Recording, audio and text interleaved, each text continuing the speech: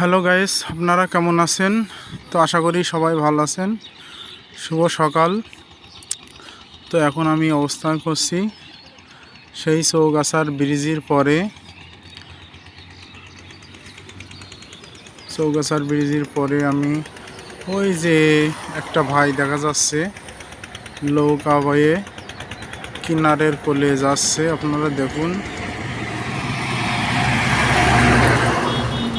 অবস্থান ব্রিজের পরে রয়েছি বর্তমান।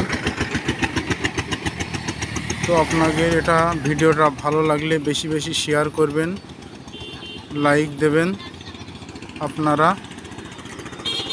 এই যে এই পাশে আছে পুরাতন ব্রিজ দেখা যাচ্ছে।